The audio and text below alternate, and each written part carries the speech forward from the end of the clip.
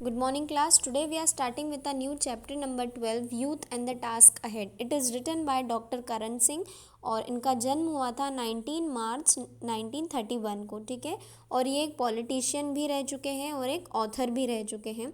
इन्होंने लिटरेचर में भी अपना काफ़ी सारा योगदान दिया है और इनको पद्म विभूषण से भी अवार्ड किया गया था 2005 में, ठीक है।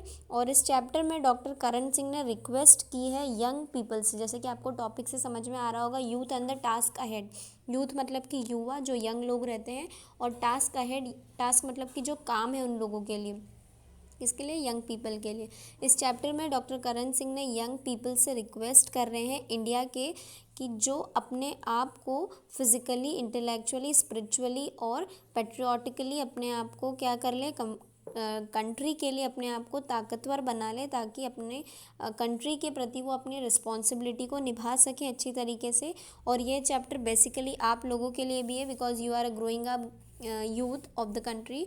सो अब हम स्टार्ट करेंगे चैप्टर को। इसमें 4 चीज़ों के बारे में बताया गया है कि यूथ को अपने आप को 4 चीज़ों में रिस्पॉन्सिबल बनाना है, मतलब स्ट्रेंथिंग बनाना है। वो 4 चीज़ें हैं, फर्स्ट फिज़िकली, इंटेलेक्चुअली, स्पिरिचुअली और पेट्रियाटिकली। चलो starting with the chapter. Our freedom was won with great struggle and sacrifice after centuries of servitude to foreign rule, and it is important that those of us who belong to post independence generation should not fall into the error of taking our freedom for granted। यानी कि हमें हमारी जो आज़ादी है, स्वतंत्रता बहुत मुश्किलों से मिली है, उसके लिए बहुत सारे लोगों ने संघर्ष किया था, त्याग किया था और बलिदान दिया था, उसके बाद हमें आज़ादी मिली है। और आपके जो घर में कोई दादा दादी होंगे, उन्हें पता होगा वो पोस्ट इंडिपेंडेंस यानी कि आज़ादी के पहले के अगर जनरेशन के हैं तो उन्हें, उनके सामने कितनी ज़्यादा प्रताड़नाओं को उन्होंने सामना किया होगा, वो आपको बता सकते हैं, ठीक है। और यहाँ पे the maintenance and strengthening of freedom is a task even more onerous than its attainment. और फ्रीडम मिलना तो इम्पॉर्टेंट है, लेकिन उसको मेंटेन रखना हमेशा के लिए कि हाँ हम हमेशा आज़ाद रहें, ये सबसे इम्पॉर्टेंट है। वनरस का मतलब होता है इम्पॉर्टेंट।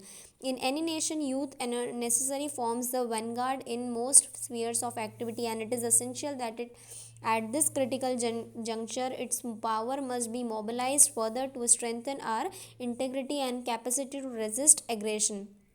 ठीक है।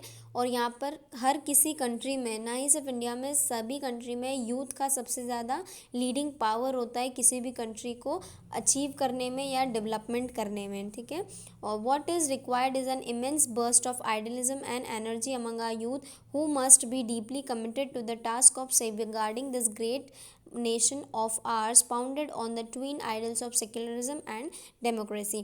और हमारी कंट्री के 2 सबसे मोस्ट पिलर कौन से हैं, इंपॉर्टेंट पिलर? एक तो डेमोक्रेसी, यानी कि हमें राइट टू वोट है, हमें अपने कॉन्स्टिट्यूशन को बनाने का अधिकार है, ठीक है। और सेक्युलरिज्म यानी कि हमारे यहाँ पर यूनिवर्सिटी एंड डाइवर्सिटी है, यानी कि बहुत सारे यहाँ पर रिलीजन्स फॉलो करते हैं हम लोग, बहुत सारे रिलीजन के अलग अलग डाइवर्सिटी के लोग यहाँ पर रहते हैं, ठीक है। और उसी को हमको सेफ गार्ड करना है, क्योंकि यही हमारी एक बहुत इंपॉर्टेंट पिलर है।